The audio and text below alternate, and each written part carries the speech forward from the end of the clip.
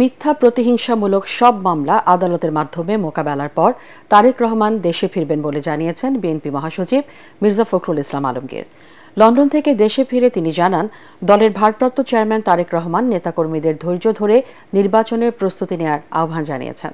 নিরপেক্ষ নির্বাচনের মাধ্যমে গণতন্ত্রকে পুনঃপ্রতিষ্ঠা করাই বিএনপির একমাত্র লক্ষ্য। কামরুজ্জামান রাজীবের রিপোর্ট। 11 দিনের সফর শেষে বুধবার লন্ডন থেকে সস্ত্রীক দেশে ফেরেন বিএনপি মহাসচিব মির্জা ফখরুল ইসলাম আলমগীর। হযরত শাহজালাল আন্তর্জাতিক বিমানবন্দরে গণমাধ্যমের মুখোমুখি হয়ে তিনি জানান, প্রবাসী নেতাকর্মীদের সাথে সাংগঠনিক মতবিনিময়ের মধ্য দিয়ে লন্ডন সফর ফলপ্রসূ হয়েছে। এ সময় নেতাকর্মীদের উদ্দেশ্যে তারেক রহমানের বার্তা জানাতে গিয়ে তিনি বলেন, ছাত্র জনতার বিজয়কে ফলপ্রসূ ও সার্থক করতে হলে নেতাকর্মীদের ধৈর্য ধারণ করে সবাইকে ঐক্যবদ্ধভাবে গণতন্ত্র প্রতিষ্ঠার কাজ করার আহ্বান জানিয়েছেন তারেক রহমান। সাংবাদিকদের প্রশ্নের জবাবে মির্জা ফখরুল জানান, সব রাজনৈতিক মামলা আদালতের মাধ্যমে শেষ করে দেশে ফিরবেন তারেক রহমান। বসুন্ধরা টিস্যুতে ছাড়ের ছড়াছড়ি। বসুন্ধরা টিস্যু নিয়ে এলো নিশ্চিত ছাড়।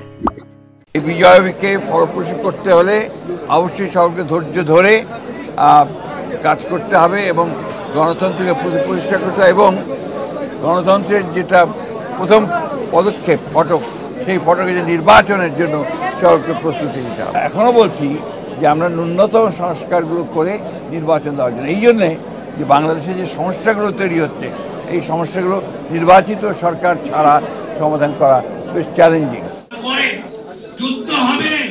অন্যদিকে ভারতীয় আগ্রাসন ও বাংলাদেশের বিরুদ্ধে ভারতীয় গণমাধ্যমে মিথ্যা প্রচারণার প্রতিবাদে জাতীয় প্রেস ক্লাবে এক আলোচনা সভায় বিএনপির স্থায়ী কমিটির সদস্য হাফিজউদ্দিন আহমেদ বলেন, ছাত্র জনতার গণ অভ্যুত্থানের মধ্য দিয়ে যে নতুন বাংলাদেশ প্রতিষ্ঠা হয়েছে, সেখানে কারো আগ্রাসন বাংলাদেশের মানুষ মেনে নেবে না।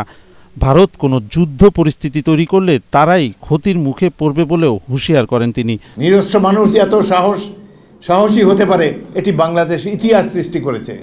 সুতরাং এই ধরনের জাতির বিরুদ্ধে কোনো আগ্রাসন চালাতে হলে বারবার তাদেরকে চিন্তা করতে হবে, যত বড় শক্তি হোক। আরে ভারত তো কিছুই না, এর চাইতে আরো বড় শক্তিও যদি আসে, বাংলাদেশকে কোনোদিন পদানত করতে পারবে না।